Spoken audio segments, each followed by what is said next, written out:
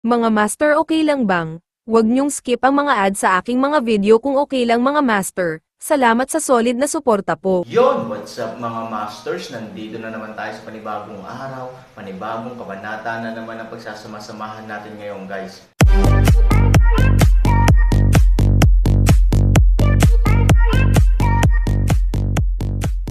Bali mga masters, kung bago ka pa lang po sa aking YouTube channel, please click the subscribe button, lalong-lalo na po yung notification bell guys, para maging connected pa rin tayo sa isa't isa at maging updated kayo sa mga susunod ko pang video. Bali mga masters, bago natin umpisahan ng kwento ay mag-shoutout po muna tayo para sa mga solid nating tagapakinig. Shoutout kay Johnny Boy Paligan. Shoutout kay Thomas Molinos. Yun na nga mga masters, no? Bali hindi na ito patagalin. In 3, 2, 1, let's go! Mukhang pagkatapos ng nangyari kahapon, hindi na delikado ang outer circle. Kahit na ang isang grupo ng tatlo ay mas katulad ng isang paglilibot sa isang tiyak na lawak. Ang yin chi ay hindi masyadong mabigat, ang masamang chi ay hindi na masyadong marahas, at lahat ng bagay sa isang kisap mata ay parang isang ordinaryong lugar. Alam na alam ni Han Sanchen na ito ay dahil sa pag-uusap matapos siyang tanggayan ng bagyo kahapon. Relax, ang susunod na oras o higit pa ay magiging kaaya-aya. Bulong ni Han Sanchen sa dalawang babae. Bagamat naguguluhan ang dalawang babae, alam din nilang may dahilan si Han Sanchen. Tumanggo ito at binitawan ang kanilang pagbabantay. Tulad ng sinabi ni Han Sanchen, ang susunod na oras o higit pa ay talagang maayos, at walang nangyari. Mukhang nandito na tayo. Si Ziching, na naglalakad sa harapan, ay biglang huminto sa sandaling ito, at kinakabahang tumingin sa harapan. Halos magkasabay din na huminto ang dalawang mag-asawa at tumangala sa harapan, doon lang nakita na may mapayapang kagubatan, ngunit ang harapan ay natatakpan ng madilim na ulap. Kahit na sumikat ang maagang araw sa kanilang mga ulo, hindi pa rin nila maipaliwanag ang napakagandang dilim sa kanilang harapan. Masyadong mabigat ang yin chi na ito. Tingnan mo, maraming mga kalansay doon. Sa gitna ng harapan, may dalawang puno na medyo nakabukas, kaya medyo parang maliit na pinto. Sa harap ng pinto, may dalawang tumpok ng puting bungo, na parang mga bantay pinto ng dalawang masasamang pintuan. Dapat ang patay na pamilyang Pei. Sabi ni Han Sanchen, at nang bumagsak ang mga salita, pinrotektahan niya ang dalawang babae sa likuran niya. Pagkatapos pumasok, makinig ka sa mga utos ko at huwag kang magulo, alam mo ba? Ngunit ngayon, nag-alinlangan si Ivory. Bilang asawa, natural, hindi niya intensyon na murahin si Han Sanchen, ngunit nag-aalala lang siya na walang cultivation si Han Sanchen at nakatayo siya sa harapan. Kung may nangyaring aksidente, gaano ito kadelikado? Hindi sumagot si Han Sanchen, nagbigay ng halimbawa, at inakay ang dalawang babae patungo sa loob. Pagdating pa lang niya sa gate, isang malakas na malamig na agos ang bumuhos sa mukha niya. Sobrang lamig na halos tumagos sa bone marrow, sobrang lamig kaya nanginginig ang mga tao. Si Ivory ay nagmamadaling itinaas ang isang bilog ng enerhiya upang protektahan silang tatlo, kung hindi, kung ito ay sobrang lamig, sa loob ng kalahating oras, silang tatlo ay tiyak na magiging mga popsicle. Sinulyapan ni Han Sanchen ang dalawang babae, tumanggo, at naunang pumasok sa loob. Pagdating sa loob, halos kasing dilim ng gabi ang buong gubat, at halos mahirap makita ang sitwasyon sa medyo malayong lugar. Kasabay nito, tila may mga pagsabog ng kakaibang tunog na umaalingaw-ngaw sa kagubatan anumang oras. Ngunit nang makinig akong mabuti, nalaman ko na ang mga tunog na ito ay tila pag-indayog lamang ng ilang uri ng malaking puno sa kakahuyan, napaka-normal na ito ay kabalbalan. Nakakailang, ang lugar na ito. Hindi maiwasang magtaka ni Ziching. Mag-ingat, bawat hakbang dito ay mamamatay tao, bilin ni Han Sanchen. Ang katotohanan ay malinaw na wala sa mga tambak ng mga kalansay sa labas ay mga ordinaryong tao. Ang ultimong destinasyon ay ang itambak doon, na hindi lamang isang babala, ngunit higit pa, ito ay isang uri ng provocation. Bagamat totoo na si Ivory at Ziking ay lumaki ng husto ngayon, kumpara sa mga patay na elite ng pamilyang Pei, maaaring hindi sila kasing lakas ng mga ito. Kaya, kahit na namatay silang lahat dito, ano ang dahilan ng kanilang tatlo upang malayang harapin ang mga bagay na ito? Parang wala naman. Sinuri na ng kamalayan ni Ivory ang paligid, ngunit ang paligid ay medyo ligtas sa oras na ito.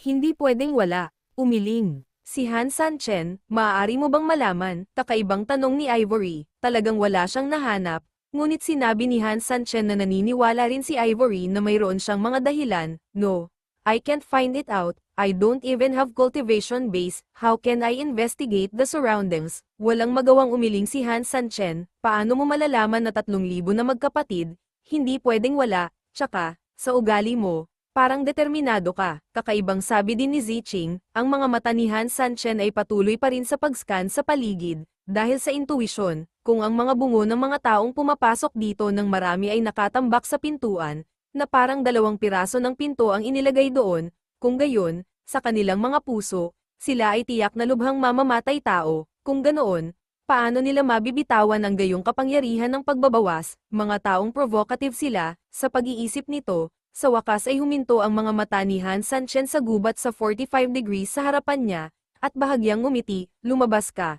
Handa na tayo, kinabahan ang 2 babae at tumingin sa likod. Sa loob ng 45 degree na gubat sa harapan, parang wala lang, pakiramdam ng mga normal na tao ay tumahimik.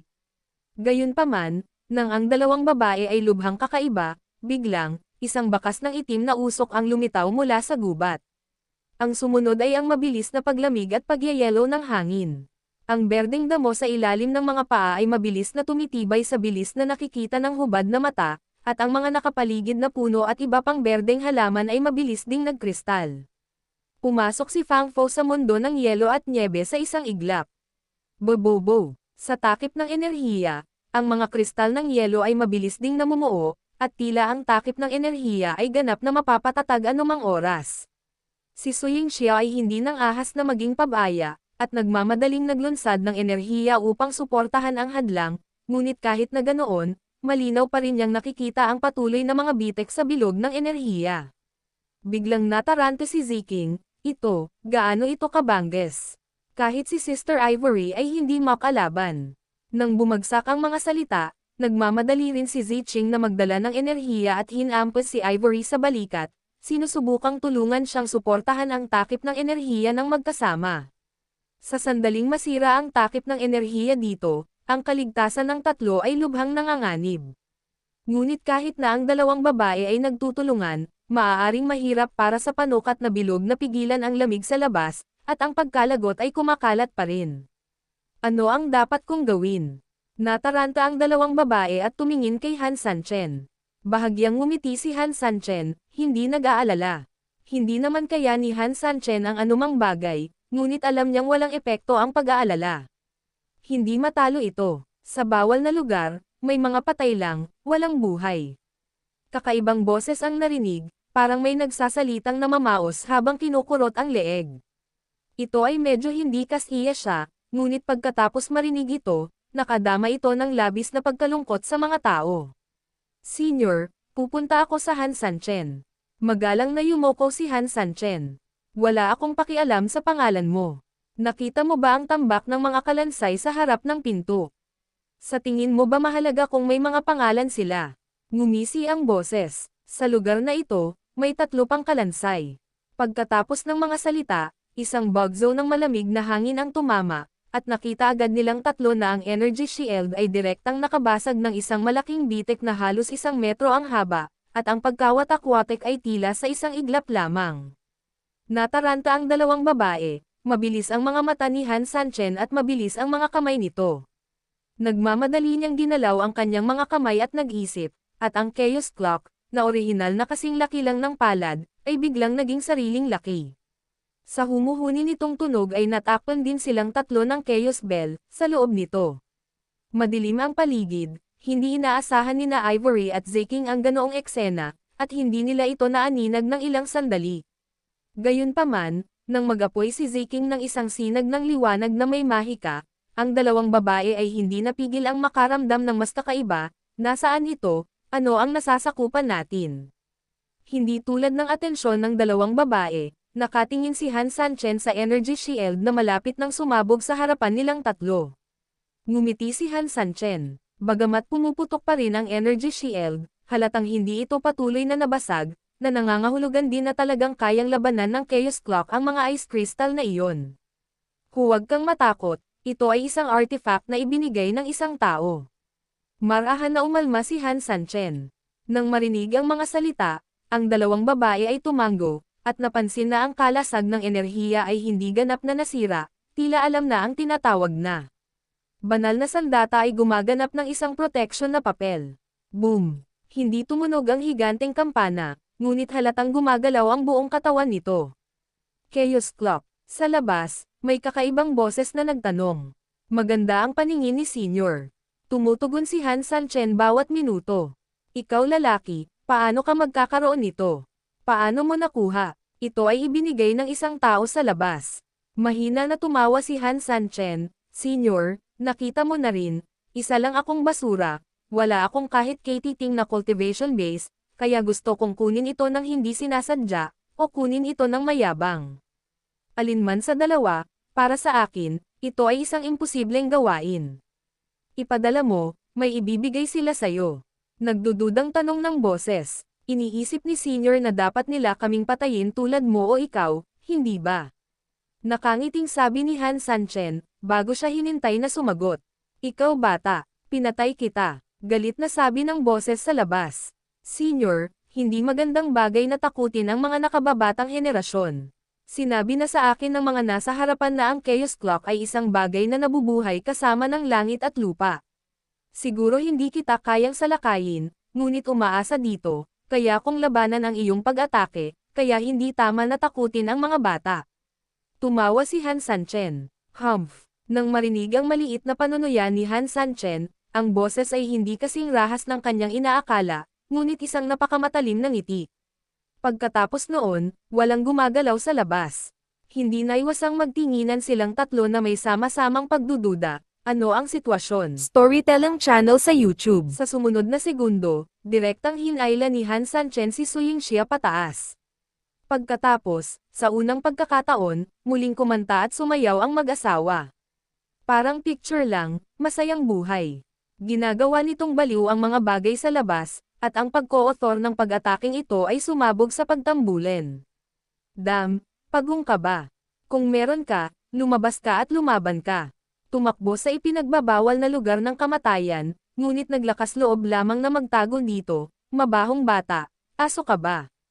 Kahit na mayroong libu-libong mga kasanayan, kahit na mayroong isang paraan upang talunin ang kalaban, na nakaharap sa Han Sanqian's Chaos Clock, ang lahat ng mga bagay ay parang tinamaan sa isang bato, na walang kahit na katiting na pakinabang na hindi banggitin, ngunit din na insulto ng itong anak, may isip ang antas ng galit. Pero kahit anong hiyawan at pagmumura, bingi-bingi pa rin silang dalawa ni Ding, sumasayaw at kumakanta. Bakit binigay ng basura sa labas itong Chaos Clock sa ganitong klaseng magnanakaw ng aso, bobo ba sila? Kapag napatay ko ang 3 taong ito, hahanapin ko ang basura sa labas para ayusin ang account. Ang katapatan ng inang ito ay nakakatulong sa kaaway na salakayin tayo. Ang isang grupo ng mga bagay ay galit na galit at walang pagpipilian kundi ang sumigaw sa labas ng orasan. Gayunpaman, mayroon ding iba't ibang mga tao na kumuha ng ibang diskarte. Mabahong bata, lumabas ka, anong klaseng lalaki ang tinatago mo sa ganitong paraan? Aba, basta't handa kang lumabas, hahayaan kitang gumawa ng 3 pakulo. Tama na. O, bibigyan kita ng 10 galaw. Basta matalo mo ako sa 10 galaw, kahit anong paraan ang gamitin mo, maipapangako kung aalis ka dito ng ligtas. Hindi, hayaan mong malaya kang gumalaw dito. 10 galaw, bibigyan kita ng 100 galaw. Ang mga kondisyon ay naging mas mapang-akit, at lumilitaw pa na hanggat natalo siya ni Han Sanchen, anuman ang paraan at gaano katagal, maaari niyang hayaan si Han Sanchen na gawin ang anumang gusto niya. Gayunpaman, para kay Han Sanchen, gaano man kaiba ang mga kondisyon sa labas, para sa kanya, isa lang ang pagpipilian. Pag-urong, libre siya sa tungko, walang naririnig. Ang kaldero ay ganap na pinirito sa labas, at nais kong makapasok sa kampanang ito ngayon at ganap na bunutin ang mga kalamnan at pulikat ni Han Sanchen. Fuck, this bitch, it's really pissing me off. Nagtatago lang siya sa baw ng pagong. Depende. Sa loob ng orasan, pagod si Han Sanchen sa pagtalon, kaya nagpahinga siya at sumandaw sa lupa. Nag-aalalang nagkatinginan sina Ivory at Zeking, huminto, At sinabing, 3,000, ganito ba talaga tayo palagi? Galit na galit ang mga taong iyon sa labas kaya hindi nila ito pinag-uusapan, hindi opsyon ang manatili rito, sa mahabang panahon. Oo, Kuya Sanchen, kung ano ang dapat dumating ay palaging darating. Sa tingin ko, dapat nating sundin ang kanilang sinabi, kung hindi, tayo ay magkaroon ng away sa kanila, kahit na, para tayo ay magkaroon ng kaunting pagkakataon. Ziching din kalsada, nang hindi man lang umatake ang kalaban, naniwala si Ziching na siya at si Ivory ay walang lakas. Bagamat napakaliit ng pag-asa, basta may kaunting pagkakataon din ito. Umiling si Han Sanchen, kapag napapaligiran ka ng isang grupo ng mga lobo, naniniwala ka ba talaga sa sinasabi ng mga lobo at hindi tayo kinakain? Lahat sila ay mga gutom na lobo. At saka, kahit mapagkakatiwalaan ang mga salita nila, tatanungin kita, paano natin natalo itong lobo na malapit ng mabaliw sa gutom? Minsan parang may kislap tayo ng pag-asa na ganoon na lang ang itsura natin. Kung tutuusin, ang kislap na iyon ng pag-asa ay malamang na sadyang ipakita sa atin ng iba. Kapag naakyat na natin itong kislap ng pag-asa, tama lang, bitag ng ibang tao. Malamang na alam ni Ivory kung ano ang ibig sabihin ni Han Sanchen. Sanchen, ibig mong sabihin, gaano man kaganda ang mga kondisyon sa labas, laging maganda ang hitsura nito. Kung gusto talaga nating magkatugma, wala tayong pagkakataon. Hindi ako nagdududa sa kakayahan ninyong dalawa. Nag-aalalang sinabi ni Han Sanchen, sa katunayan, sa ipinagbabawal na lugar na ito ng Inner Circle, natatakot ako na walang sino man ang maliit na papel. Kaya nga, sa ganitong sitwasyon, hindi ko akalain na malaki ang tsansa mong talunin sila. Ngunit hindi ito ang paraan para magpatuloy sa ganito ngayon, sabi ni Ziching. Kahit na may katuturan ang pagsusuri ni Han Sanchen, ang problema ay laging nasa harap ng mga mata ng lahat, naghihintay na malutas. Hindi naman sa walang paraan.